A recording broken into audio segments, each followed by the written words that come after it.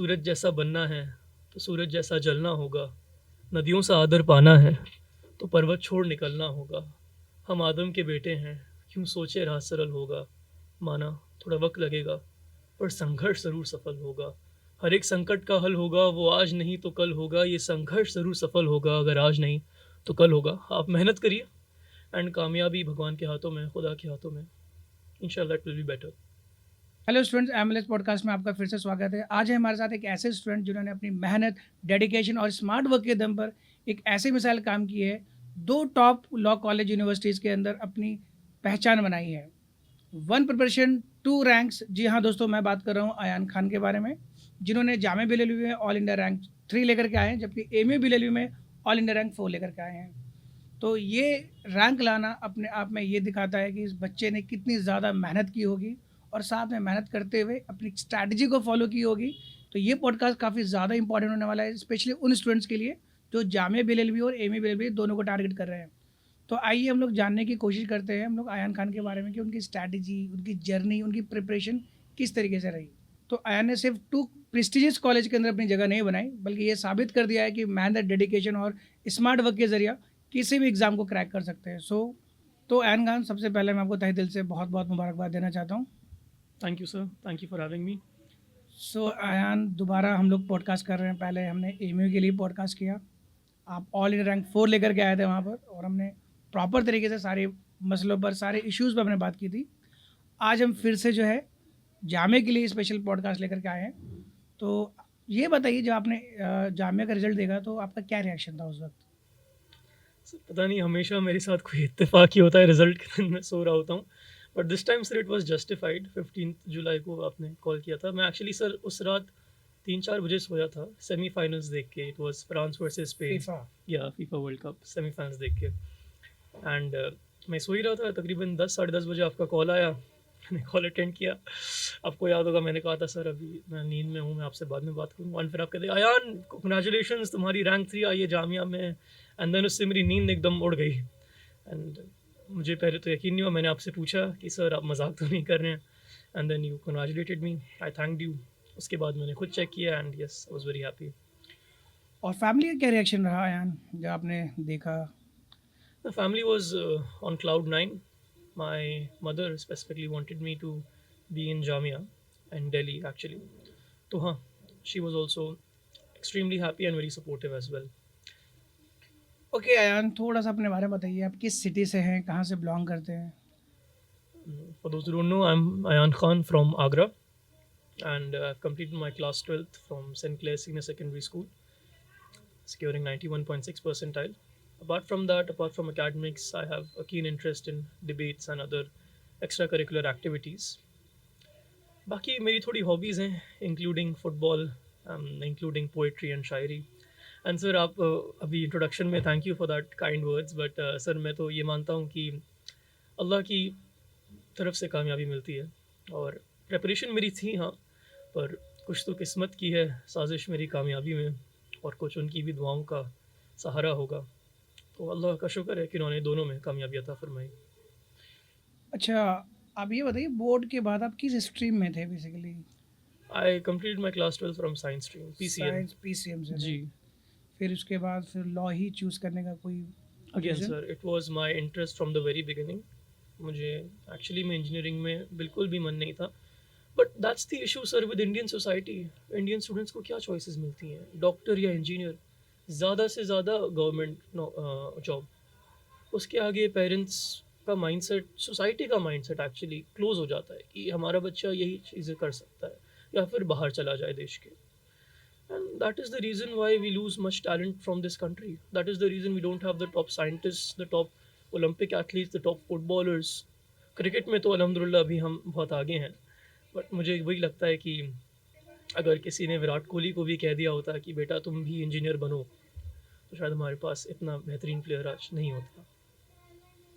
अच्छा अयान, आप ये बताइए कि एमी बिललवी का आपने एग्ज़ाम दिया, जामिया बिललवी का एग्ज़ाम दिया, क्या दोनों की तैयारी आपने एक साथ स्टार्ट की थी या कुछ अलग प्लानिंग थी आपकी? सर मैंने सीरियस प्रिपरेशन दिवाली के बाद से नवंबर ऑनवर्ड स्टार्ट कर दिया था for both the exams. However 1 month before AMU का एग्ज़ाम अप्रैल में हुआ था।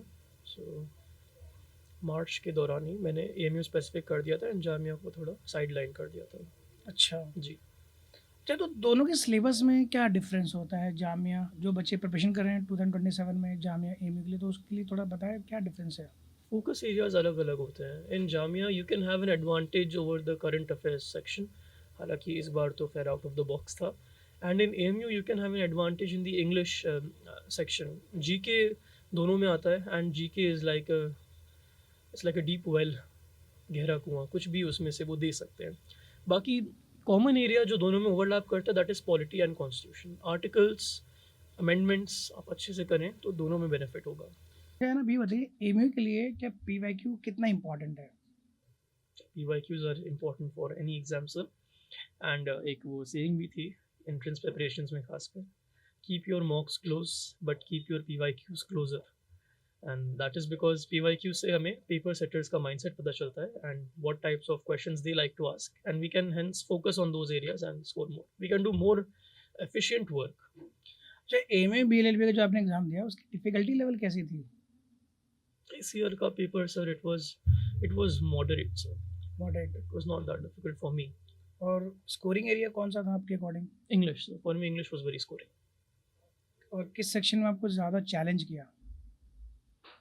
It was the GK GS part, क्योंकि उसमें ऑप्शंस थोड़े कंफ्यूजिंग लग रहे थे मुझे। कुछ पैटर्न में शिफ्ट था क्या इस बार लास्ट ईयर के कंपैरिजन में? सर मैंने ना इस बार एएमयू से रिलेटेड सर सैयद अहमद खान से रिलेटेड बहुत प्रिपरेशन की थी। मुझे लगा था कुछ ना कुछ ज़रूर पूछेंगे, but they just completely surprise me. They did not ask anything from the founding fathers history और life.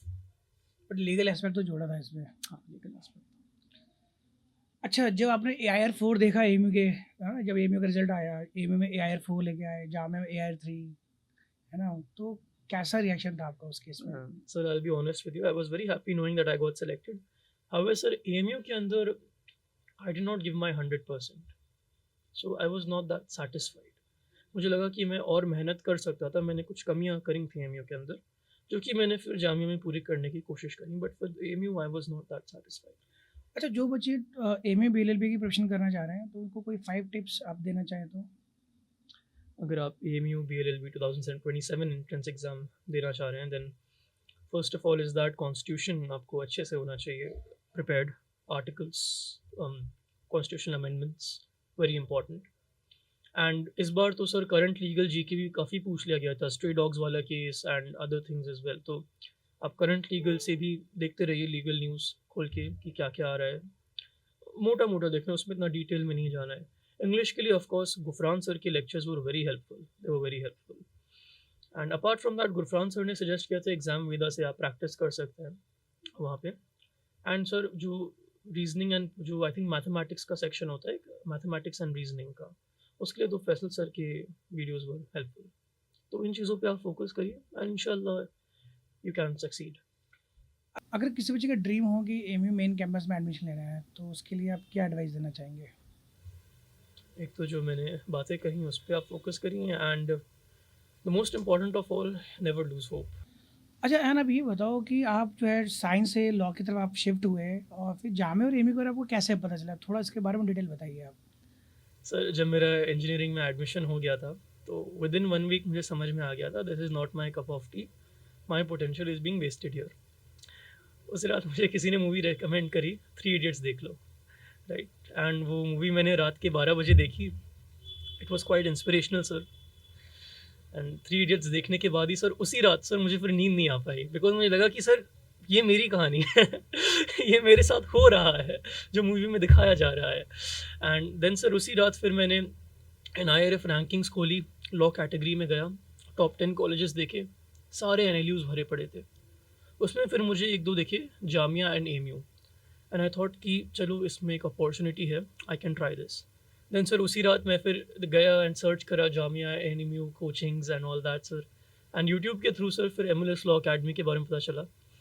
And I know this sounds like a movie, but sir this is what actually happened with me. उसी रात फिर मैंने देखा कि आपके previous selections भी हो रखे हैं, टॉप रैंकिंग्स वो भी। And then I thought that चलो लेट्स ट्राई दिस, क्योंकि ज़िंदगी एक ही बार मिलती है sir, it's your life and you have to make your own decisions, so let's give it a shot.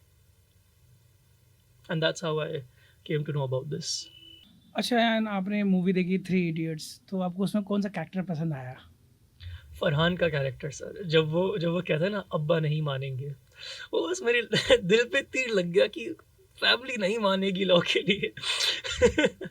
But anyways वो होता है ना सर कि जब अल्लाह डेडिकेशन एंड जुनून देखते हैं बंदे के अंदर, क्योंकि मुझे पता था कि अगर मैं ये रिस्क ले रहा हूँ, तो I should give it my 100% and I give it and अल्हम्दुलिल्लाह अल्लाह ने कामयाबी दी। अच्छा, रंचो का एक फ़ेमस डायलॉग हुआ करता था, है ना? अभी आपने बोला कि एक्सीलेंस के पीछे भागो, यस, यस, सक्सेस यस, झक मार के यस, पीछे यस, आएगी, ये कामयाबी के पीछे मत नहीं भागो, भागो। तो आपको काबिलियत के पीछे हाँ, भागो। तो आपको क्या लगता है ऑल इन रैंक 3 लाना जामिया के अंदर, क्या ये लाइन आपके सक्सेस को डिस्क्राइब करती है? सर मैंने ऑनेस्टली कभी रैंक के बारे में सोचा ही नहीं, मुझे बस ये था मुझे इंजीनियरिंग से बाहर निकलना है, कुछ भी करके, कैसे भी करके, any how. And that's why मैं फिर पढ़ता गया, मेहनत करता गया, आपकी एडवाइसेस मानी, जो प्रिपरेशन मटेरियल मिला उसको सीरियसली लिया मैंने और अल्हम्दुलिल्लाह कामयाबी मिल गई। अच्छा, कभी आपको ऐसा लगा प्रिपरेशन के दौरान कि मुझे ऑल इज़ वेल बोलने का मतलब कभी ऐसा फ़ील हुआ हो कि आपने ऑल इज़ वेल बोला हो? हाँ सर, नीड मुझे लगी, हालाँकि ऑल इज़ वेल नहीं बोला सर, लेकिन वो मोमेंट ऐसा आया था कि when I was heart broken sir, and that moment was जब जामिया ने अपना प्रोस्पेक्टस रिलीज़ किया और उसमें उन्होंने एक शॉकर दिया कि इस बार हम इंटरव्यू भी लेंगे आपका, इस बार आप एंट्रेंस के साथ नहीं जाने वाले। एंड आई वाज़ लाइक यार, जब मैं बैठ के प्रिपरेशन करने बैठा हूँ, अपना रिस्क लेके इंजीनियरिंग के एग्ज़ाम्स छोड़ के, उसी वक़्त जामिया वालों को ये करना था कि भाई अब इंटरव्यू भी होगा आपका। तो उस वक़्त थोड़ा लगा कि कैसे होगा, क्या होगा, सक्सेस मिलेगी या नहीं मिलेगी, क्या पता है रिटन में हो गया, इंटरव्यू रह गया। बट अल्हम्दुलिल्लाह आई सेड दैट वक़्त है गुज़र जाएगा एंड सब बेहतर हुआ। अच्छा, आपकी डेली स्टडी का रूटीन क्या होता था यार? सर मेरी ये प्रैक्टिस रही है, पहले भी मैंने शेयर किया है बच्चों से कि पॉडकास्ट में शेयर किया है मैंने पहले भी, दैट मैं एक रात पहले अपने ऑब्जेक्टिव्स बना लेता हूँ कि कल क्या-क्या पढ़ना है and that is in a notepad written, right? And जैसे-जैसे मैं पढ़ता हूँ, मैं उन चीज़ों को स्ट्राइक आउट कर देता हूँ एंड दैट्स इट सर। मतलब सुबह उठता हूँ, उस वक़्त तो ख़ैर सर ये था कि पहले इंजीनियरिंग कॉलेज जाता था, 4 बजे उससे फ्री होता था, घर आता था। उसके बाद एमएलएस की लाइव क्लासेस चलती थी। मुझे नींद बहुत आती थी उस वक़्त सर, पर कॉफ़ी बना के, कैसे भी करके मैनेज करके बैठ के वो लाइव क्लासेस देखता था, नोट्स बनाता था एंड देन वही अपने ऑब्जेक्टिव्स पूरे करके देन मैं सो जाता था। अच्छा, अयान आप एमएलए से किस बैच में थे? सर मैं एमएलएस में इब्तिदा 1.0 बैच में एनरोल हुआ था, ऑनलाइन बैच था सर। ओके, तो क्या फ़ायदा मिला आपको इब्तिदा 1.0 बैच से? हाँ सर, लाइव क्लासेस थी जैसा मैंने बताया, इंजीनियरिंग की क्लासेस लेके 4 बजे आके मैं 5-6 बजे से क्लासेस शुरू हो जाती थी लाइव क्लासेस। तो मैं उनकी लाइव क्लासेस लेता था, अपने नोट्स लिखता था and that helped a lot sir. तो फिर जैसा आपने देखा कि अयान जो है इब्तिदा 1.0 बैच से इन्होंने प्रिपरेशन स्टार्ट की थी, है ना? किस मंथ में की थी आपने? सर सीरियस प्रिपरेशन में नवंबर से स्टार्ट कर दी थी। ओके, बैच कब जॉइन किया था आपने? बैच सर अराउंड अगस्त सर। अगस्त। तो देखा आपने अयान ने इब्तिदा 1.0 बैच जो है जॉइन किया था, और जो बच्चे 2027 के लिए प्रिपरेशन कर रहे हैं उनके लिए इब्तिदा 2.0 बैच हमने दोबारा लॉन्च कर दिया है। इसलिए लॉन्च किया है ताकि इब्तिदा बैच से अयान खान ने ऑल रैंक 3 जामे में लेके आए और एमए में ऑल रैंक 4 लेकर के आए, इसी तर्ज पे। उस पर भी ऑफर भी चल रहा है। अगर आपको इस बैच के बारे में जानना है तो डिस्क्रिप्शन के अंदर लिंक दिया हुआ है, आप वहाँ पे देख सकते हैं, उस बैच को ज्वाइन कर सकते हैं। तो चलिए हम लोग पॉडकास्ट को आगे बढ़ाते हैं और सब्जेक्ट वाइज स्ट्रैटेजी की बात कर रहे हैं। तो फिर इंजीनियरिंग बैकग्राउंड से फिर लीगल की तरफ आना कितना डिफिकल्ट था लीगल को प्रिपेयर करना? सर वही था कि मैंने अच्छा वो एमएलएस जॉइन कर लिया बिकॉज़ उन्होंने काफ़ी गाइडेंस दिया। I was like a person in the middle of the desert. मुझे नहीं पता था कि कैसे एडमिशन होना है, क्या सिलेबस भी है मुझे नहीं पता। मुझे बस इतना पता था कि इन दोनों कॉलेजेस की अच्छी रैंक आई है और एमएलएस में डिलीवर किया है result. So I joined the batch, I talked to you, I consulted with you, mummy की भी आपसे बात हुई एंड उससे थोड़ा लगा कि चलो एक बेहतर चीज़ हो सकती है। अपार्ट फ्रॉम दैट सर, जो सिलेबस था, टीचर्स ने काफ़ी गाइडेंस दी। एएमयू का सिलेबस 3 सेक्शंस आते हैं, जामिया में 5 सेक्शंस थे एंड हर में सेक्शन वाइज़ मैंने अलग-अलग स्ट्रैटेजी बनाई। ओके, बाकी जीके एंड करंट अफेयर्स के लिए फिर क्या आपने करा? GK and current affairs sir, एक तो एमएलएस के संकल्प पीडीएफ थे which were very helpful. Daily उनको देखता था सर। हालाँकि मैं न्यूज़पेपर पढ़ना चाहता था लेकिन डेली नहीं हो पाता था मुझसे, कभी 3 और 4 टाइम्स अ वीक हो जाता था, डेली नहीं। एमएलएस के संकल्प में एक्चुअली आपने पूरा समरी दे रखी थी of the current affairs and the news and then sir आपने सजेस्ट किया था जीके टुडे की एक सब्सक्रिप्शन, तो मैंने वो भी ले रखा था। अच्छा, आयान एक क्वेश्चन और मैं पूछना चाहूँगा, ये क्वेश्चन किस कोचिंग से रिलेटेड है। कुछ कोचिंग्स का कुछ इस टाइप का प्रैक्टिस है कि वो कैटेगरी रैंक्स आ रहे हैं उनके और वो ऊपर लिखते हैं AIR 3। ओह! ठीक है, अभी मैंने देखा किसी बच्चे का कैटेगरी रैंक 3 था एंड उसने AIR लिख रखा था, तो है ना, आपका AIR 3 है या कैटेगरी रैंक 3 है? थोड़ा सा एक्सप्लेन करें इसको। मेरा ऑल इंडिया रैंक 3 है जामिया मिलिया इस्लामिया में, ऑल इंडिया रैंक 4 है AMU में। अगर किसी को यकीन नहीं होता तो वो लिस्ट खोल के देख सकता है। B26060027 मेरा सीरियल नंबर है। अपार्ट फ्रॉम दैट सर, ये जो प्रैक्टिस आप कह रहे हैं दैट आप category ranks all India rank दिखा रहे हैं sir, I think it is very manipulative and deceptive sir.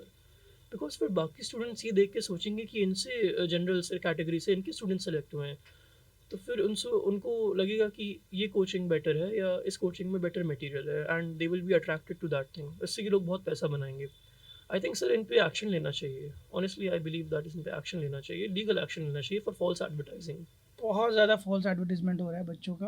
Actually में ट्रांसपेरेंसी ही नहीं है, कुछ भी दिखा रहे हैं, कोई भी कोचिंग आ रहा है, कुछ भी पोस्टर पे डिस्प्ले कर रहा है, कोई अपने बैच के बारे में डिटेल नहीं बताते, कोई इंटरव्यू ग्रुप से है या कोई इंटरव्यू बैच से है या रेगुलर बैच से। Sir one more thing I would like to add, मैंने सुना है कि कुछ कोचिंग्स रैंक्स भी खरीद रही हैं सर।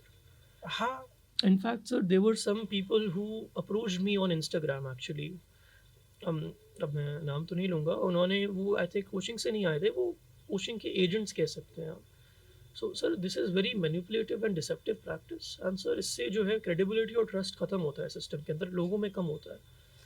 एग्जैक्टली। तो यही मैं कई दिनों से बोलना भी चाह रहा था, कई बच्चे इस टाइप की चीज़ों को लेकर के ना गलत कोचिंग को भी ज्वाइन कर। एनीवे मैं यही कहना चाहूँगा व्यूअर्स को कि जब भी वो किसी कोचिंग को ज्वाइन करें, थोड़ा सा ट्रांसपेरेंसी देखें कि इनके पास जो बच्चे हैं वो एक्चुअल में इनके बैच के हैं नहीं। अभी आपने देखा कि अलिशा सिद्दीकी हमारी स्टूडेंट थी, प्रयास 3.0 बैच की स्टूडेंट थी, और दूसरे कोचिंग ने उन्होंने एक पोस्टर लगा दिया। ओह अच्छा सर। हाँ, पोस्टर लगा दिया और एडमिट कार्ड किसी तरीके से उसे लेने के बाद कोई उन्होंने इंटरव्यू बैच ज्वाइन नहीं किया, कोई रेगुलर बैच में नहीं थे, और दिखा के अब चलो ठीक है, अगर आप इंटरव्यू बैच के लिए अगर एडमिट कार्ड लिया भी था तो आपको वहाँ पे मेंशन करना था कि she was from the interview batch, बस लगा दिया। बाकी बच्चे देख के तो ये बोलेंगे भाई इसने वहाँ से पढ़ा होगा। फिर आज हमने पॉडकास्ट किया, पॉडकास्ट में क्लियरली अलिश भाई ने इस चीज़ को एक्सप्लेन भी किया है।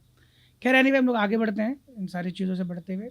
Sir one more thing just I would like to add, अगर आप कोई से भी कोचिंग में एनरोल हो रहे हैं तो रिजल्ट्स के साथ साथ आप उन स्टूडेंट्स का सीरियल नंबर ज़रूर देखिए, रजिस्ट्रेशन नंबर, रोल नंबर जो होता है वो ज़रूर देखिए, एंड उसको क्रॉस चेक करिए रियल रिजल्ट्स के साथ इफ़ पॉसिबल, सो दैट आपके साथ ये धोखाधड़ी ना हो। चलिए हम लोग पॉडकास्ट को आगे बढ़ाते हैं।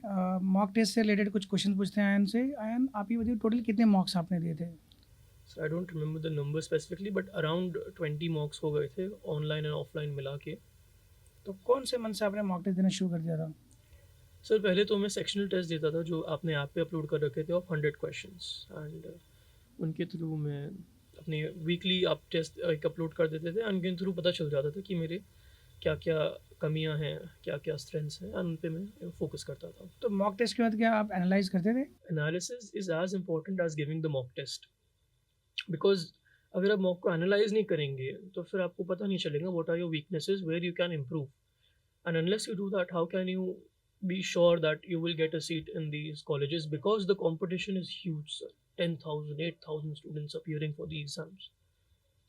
ओके, एक्चुअल जामे पेपर में और MLS मॉक टेस्ट में क्या डिफरेंस पाया आपने?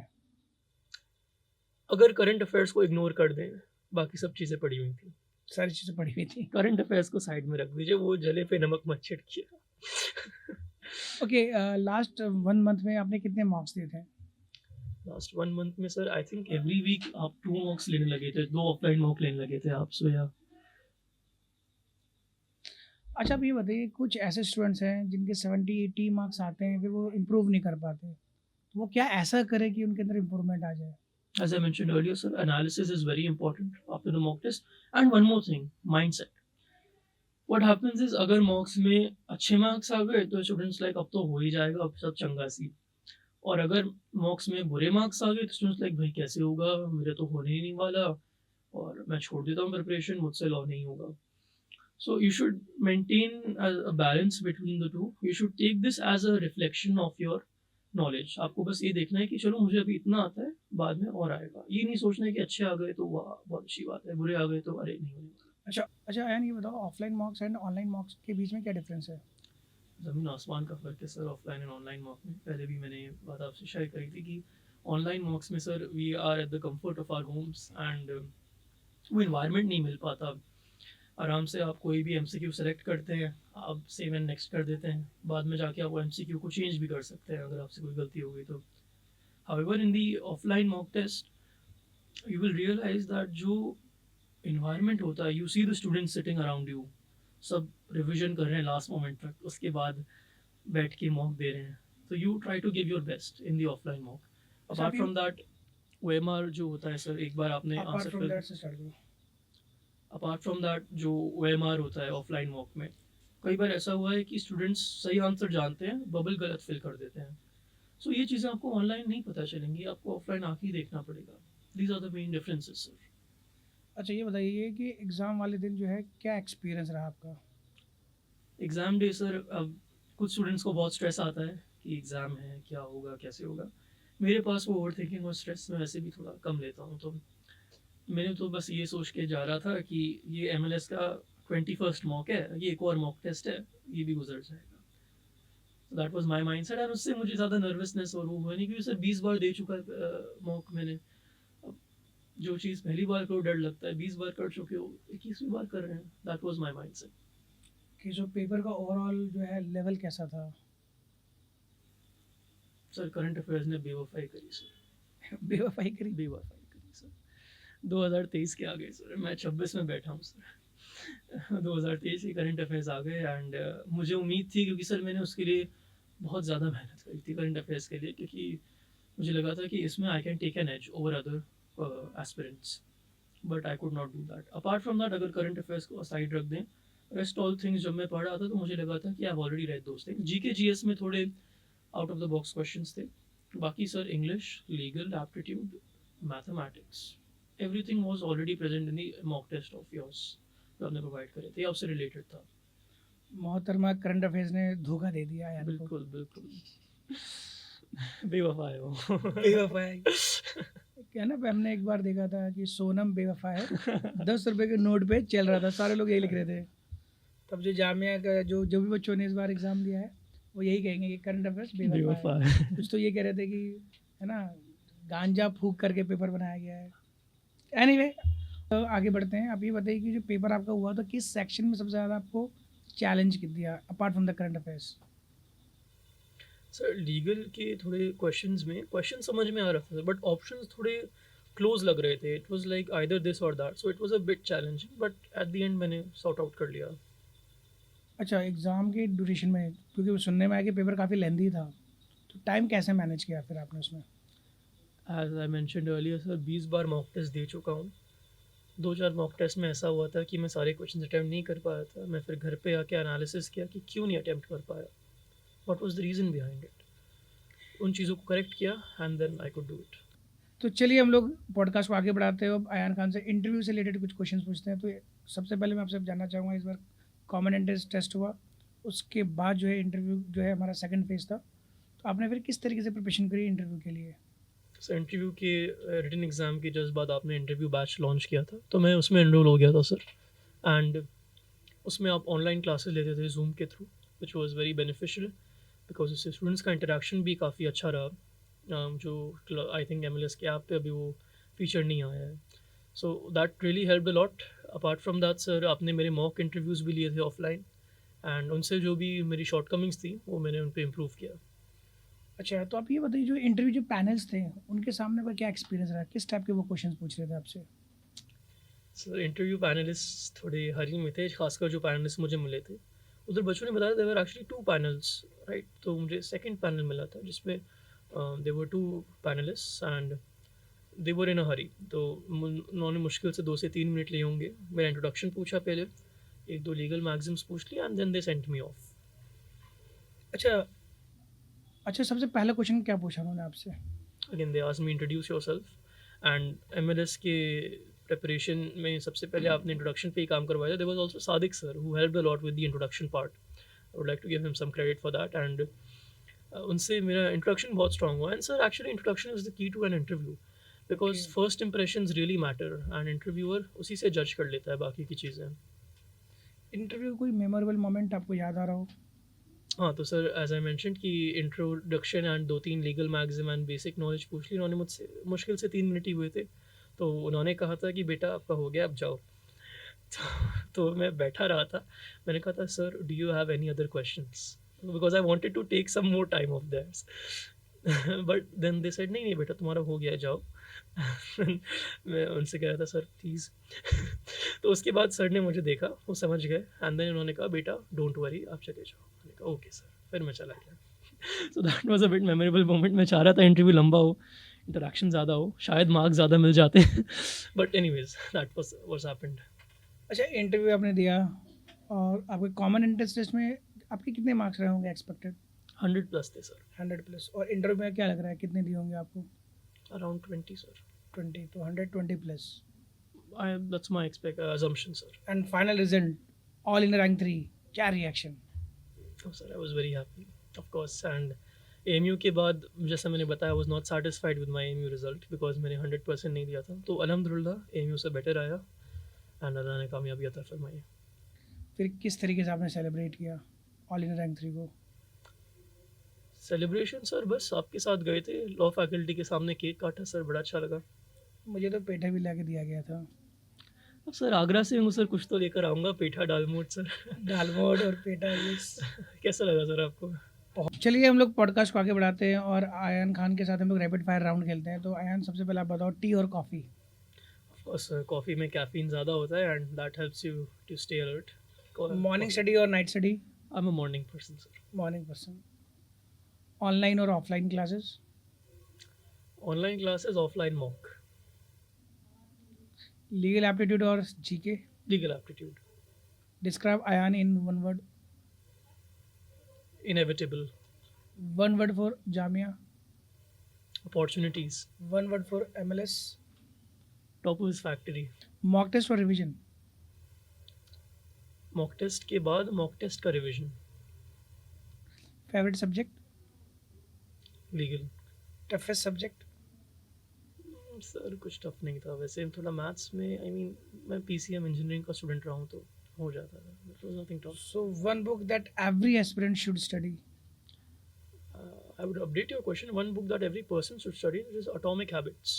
Atomic habits. Biggest motivation? Engineering नहीं करनी।